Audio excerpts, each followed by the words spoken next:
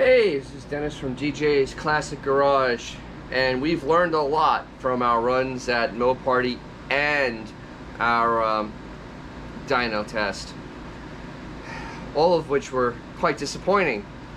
But that such is the life of a car hobbyist. You know, this is not a professional shop. I don't have a dyno to test it on when I built it, so trying to figure out what is wrong. May have found what has happened. Pulled the distributor out. On a Chrysler you have a reluctor. It has a little pickup there. And as I spin it, I think it's hitting.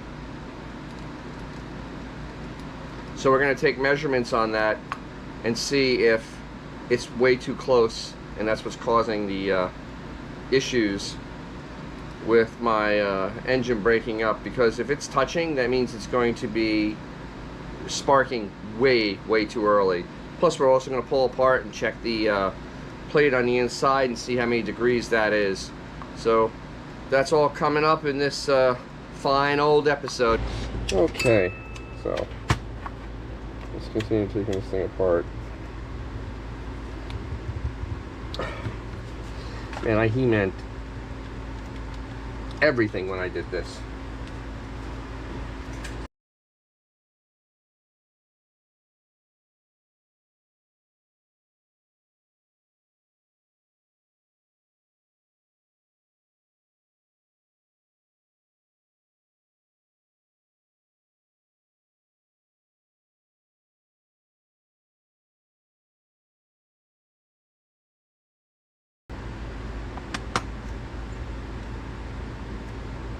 Okay, there is our advance slots. There's our plate that's underneath it.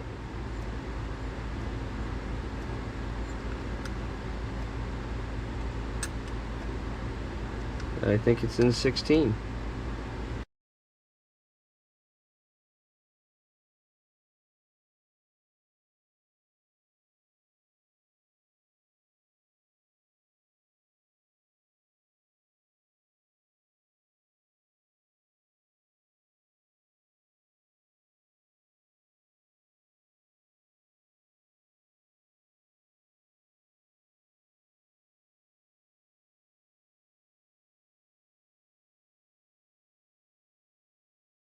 So I've polished up my dash pot for my vacuum advance, which you need on the highway, and I'm tightening it down so the advance comes in later, i.e. needs more vacuum.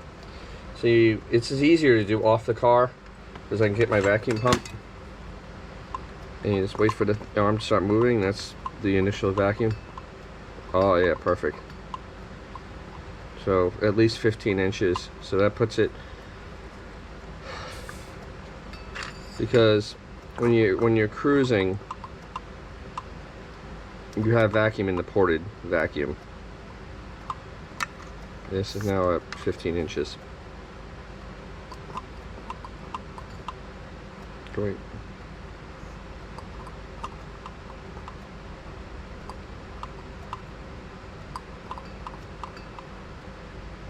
Because when I first took it off, it was 11. I want it, but not too early. There's that. Alright, so now we're just waiting on some parts to do a complete reassemble. Or plates. I'll clean these up with a little brake clean. Get all the gack off of it. And we'll go from there. We're going to see how it's going to affect this going forward, getting this advance, because it seemed like the car didn't have any bottom end either, and with the reluctor almost touching, or actually touching, those two things together may have given me the issues that I had. So we'll see tomorrow after I get this all back together,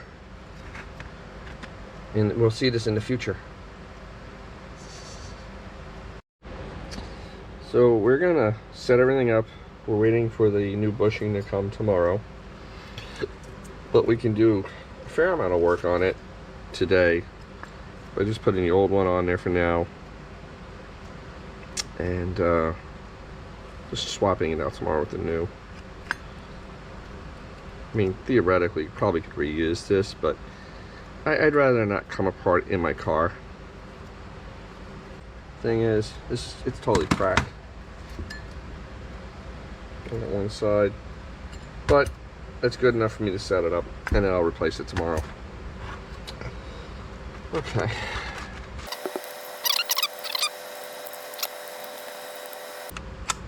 And that's in place now.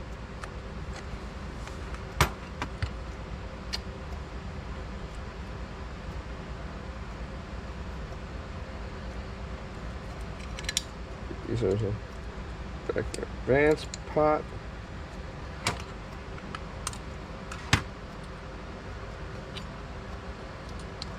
I like how Chrysler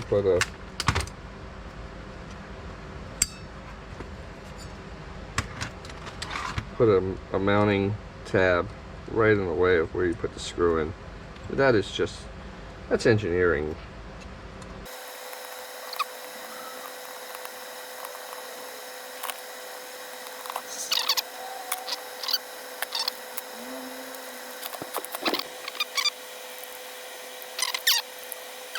Apply some vacuum. Make sure this is all moving and copacetic.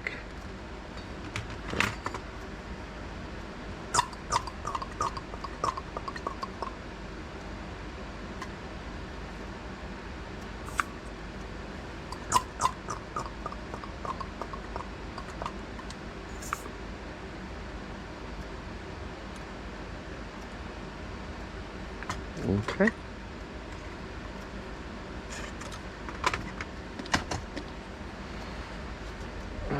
Next part is the reluctor, which is kind of neat. They give you a little clip area right here to put that in, and this kind of waterproofs it right here. And then this is where it sits. Set screw in place. This one you gotta make sure it's pretty tight. I'm gonna bring it over to the bench. Alright, so now you have the little reluctor wheel, which there's a little bit too much rust on it.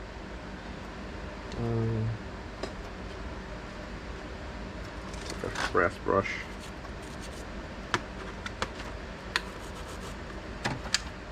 A little more light would be better, I guess. But you can see the mark, how it's shiny. Yeah, it was hitting the entire time, and that's why the car would not have any power, because I guess the timing was just jumping miles forward, or was getting cross spark. Lord only knows what was really happening in there.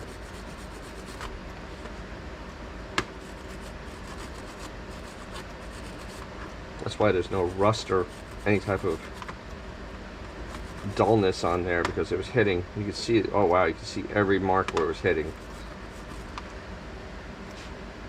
So that's not, you see the shininess? That was hitting it every time it went around, it would hit. So what you do is you line up with that shaft, that hole in the bottom. There's the shaft hole.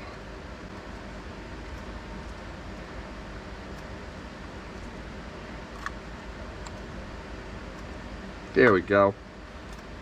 And we kind of press it down. Alright, so now that's set. And what you need to do for the Chrysler manual, you find 10 1,000ths. And you put that in between. So you push this back like that. Okay. Get everything lined up. Press it against it.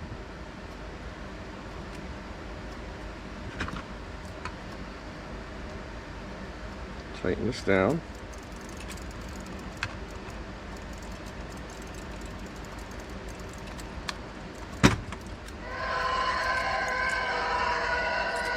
Okay, spin it. Don't feel it hitting.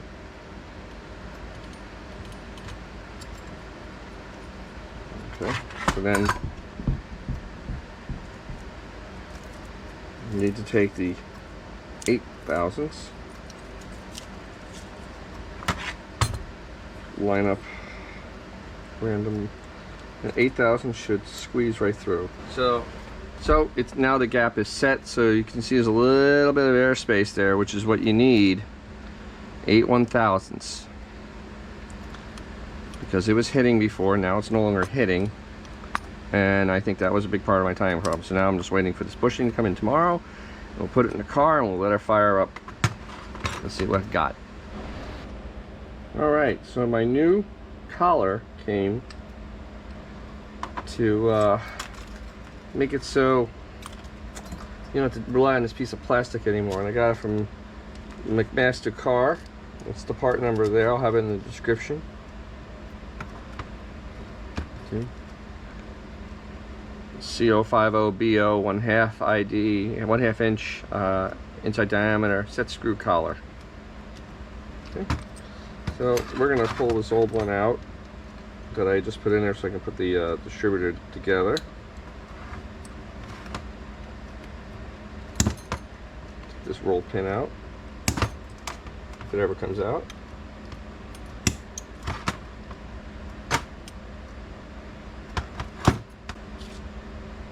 Let's use a common nail and knock it through.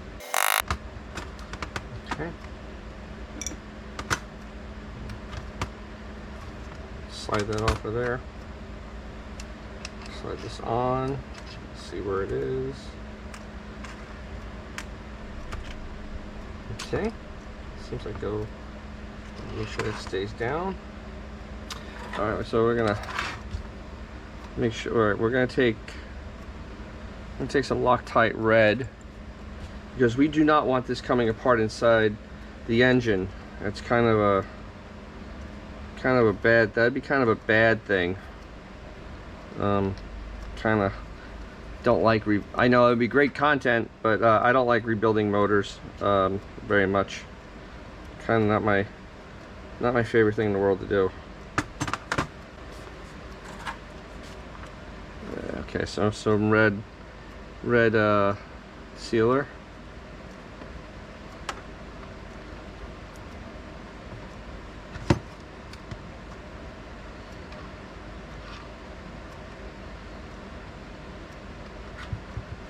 Line it up with the hole.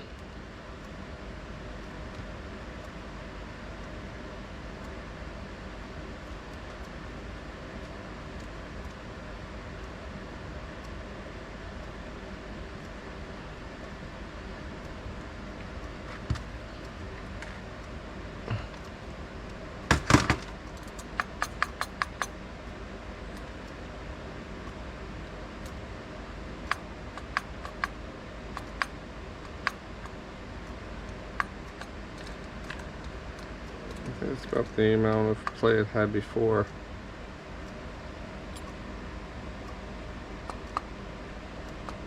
Okay.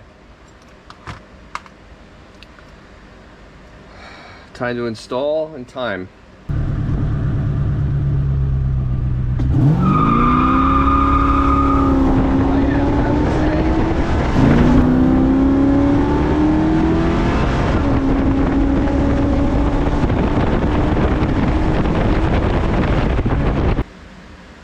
Well, there you go. A seemingly simple solution for what seemed to be a very bad problem. A car that had no power, unable to rev at all past the torque converter. It's amazing what can happen when the reluctor wheel hits the magnets and causes the spark to go early or whenever. I should have realized that when I looked at it at the track, and it seemed like it was dancing, but I thought maybe the gun was not. The gun timing was moving. I don't know. Also, having the limiter plate at 18 degrees gave me 36 total, which is way too much for a Chrysler small block. Right now it's at 14 degrees total, limited, and the car is at 18 initial, so give me 32. This car seems happier at 32 degrees total than 34. Every car is different. And also taking out that spring has livened the motor up a lot. It'll actually spin the tires rolling, which is pretty impressive, being I have 10-inch wide modern radials on the car. So there's that. We won't really know until we actually can figure out how to get it back on a dyno or do a time run and see if the engine has picked up all its power it should have. Well, thank you for watching this. I hope you got something out of this. And remember, below we're going to have the collar I put on to get rid of that plastic collar on the bottom of your distributor. It's inexpensive, meaning you'll get one at your local hardware store. Thank you once again for watching, and as always, remember to take your classic car out. You will make someone's day, maybe your own. Have a great day. See you down the road.